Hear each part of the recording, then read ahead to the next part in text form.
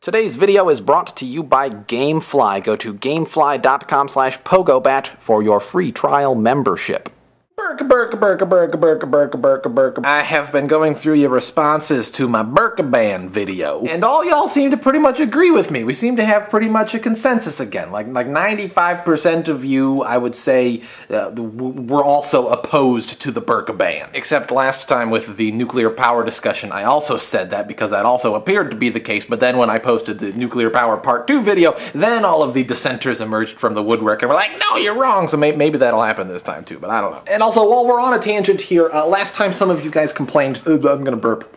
Oh, wow. During the nuclear power discussion, I saw some complaints in the comments about not featuring any female video responses. I like 99% of the video responses to the nuclear power discussion were from dudes. So ladies, it's not that I was trying to snub you, it's just that sometimes these things happen. Anyway, back on subject. YouTube username Zenitezergian. I think that might be how you pronounce it. I really have no idea. She posted a video response that I liked a lot, so let's watch it right now. Let's do it. Hi Dan Brown. I have been living in Saudi Arabia for around 9 years. I might have a different perspective than a lot of other Pogo tribe members might have. I think a lot of misconceptions arise from misunderstandings of the origin of the head covering. In many ways, it can be more of a cultural statement than a religious one. I couldn't think of any other analogy than that of girls wearing earrings. There's no logic in necessarily puncturing holes in one's body, and yet it is such a commonly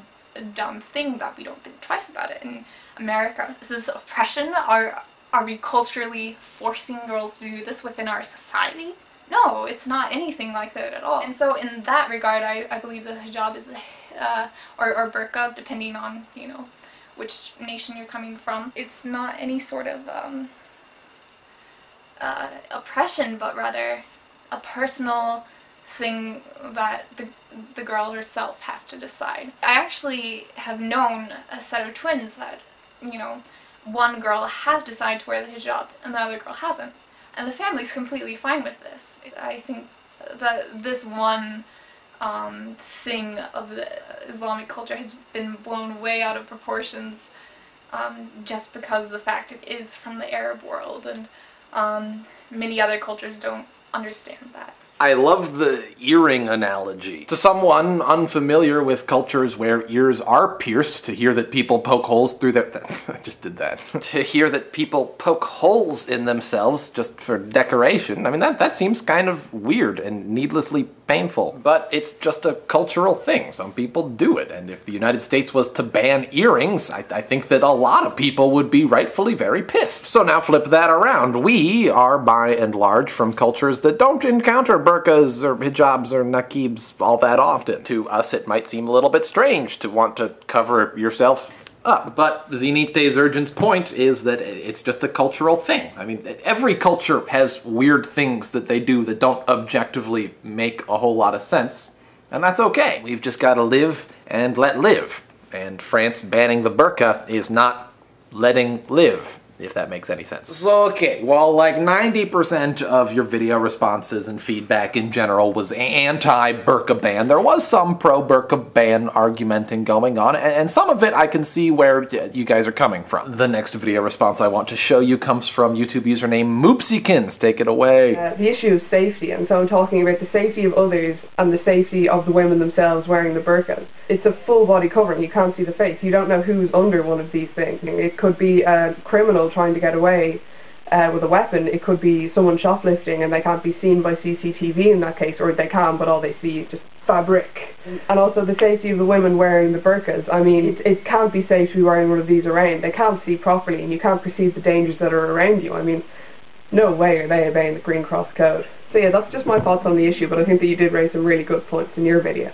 And I want to see where this debate goes. Okay, so the safety argument. I can see where you're coming from. If there's ever a circumstance where someone needs to be identified by, like, security camera footage and they're wearing a burqa, it's true, you wouldn't be able to identify them. As for Moopsykin's argument about personal safety, not being able to see as clearly when wearing a burqa, I honestly don't know if that argument holds any water because I've never worn a burqa. Does anyone out there know if it's harder to see when wearing a burqa? Post a comment. But even if it is more difficult to see while wearing a burqa, I mean, that's a personal choice. If you're willing to take that risk, then you're willing to take that risk, and I don't think that people should be able to stop you. Going back to the first argument, though, of not being able to identify via security camera footage someone who's wearing a burqa who has done something nefarious, I'm not entirely convinced that burqa-clad miscreants doing nefarious things has really been a major problem in France. I mean, the burqa was not banned in the name of security. But I can play along. Let's say that I hypothetically own a shop in France, and shoplifting has become a problem for me. So I spend hours poring over my security camera footage, and lo and behold, it's always someone wearing a burqa. This is an instance where a burqa or face-covering ban would be okay in a private place of business. And not at all because I have anything against the concept of burqas, but just because the fact that people are covering their faces is preventing me from apprehending people who are damaging my business. France, however, has banned face covering in public. And I don't get it. I just don't get why that's necessary at all. The final video response I'm going to feature today comes from YouTube username I am proud to be a Jew. Let's have a look. Hi Dan. Muslims in France have become a threat to the French people. Fundamentalist groups have taken control of large groups of Muslims. They want to eradicate the West, and the French people are scared of that. One of the things that they're doing to block that, to oppress, yes, oppress, the radicalism in Muslim law, is to ban the burqa. There's over 5 million Muslims now in France, you know that? It's scary. Europe is becoming Eurabia. When you're going to notice that it's happening in America, it's going to be too late, and it's already happening. After all these attacks, these terrorist attacks in France, all over the world, people are scared of them. They don't want them around them. When I see a Muslim, I'm scared of him, because all the Muslims have the same Quran. They're just taking over the world, and you need to notice that. That's all I have to tell you. If something was not right in what I said, please tell me. Eurabia? I've got to say, I have some mixed feelings about featuring this response, because, I mean, to almost all of you, I don't need to explain just how ass-backwards his thinking is. But, I mean, I don't think I'm being trolled here. I think he really meant what he said, so I guess we should probably address it. Let's talk a little bit about Islamophobia. Is radical Islam scary? Yes, absolutely. Are all Muslims radical?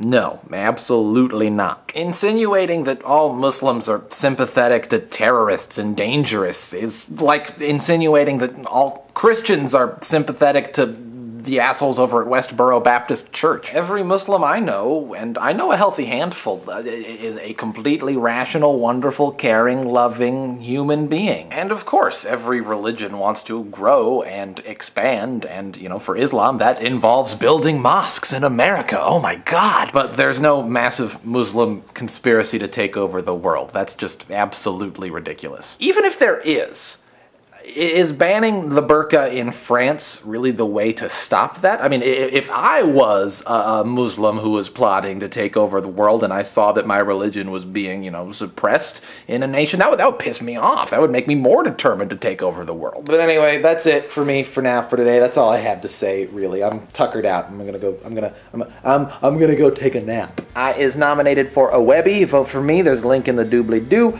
Make sure you post a comment letting me know what you think about this video, and also what you think we should talk about next. Sponsor time. Today's video has been brought to you by Gamefly. Gamefly is the world's largest online video game rental service, offering a choice of over 7,000 titles across all consoles and handhelds. Plans start at $15.95 a month. Gamefly members can rent 1 to 4 games at a time and keep them as long as they'd like. No late fees, no due dates, shipping is always free. Once you are done with the game, just send it back. Gamefly will send you the next available game game on your list. Or if you really like a game, you can log on to Gamefly.com and click a button that says Keep It, and you can keep it for a discounted price. They'll even mail you the case and manuals free of charge. And since you guys like me so much, you can get a 15-day free trial by going to Gamefly.com/PogoBat. Okay, goodbye. If you like what you just saw, if Dan put you in a state of awe, subscribe to him and click the orange button. It really means something. If you do that, that'd be really cool.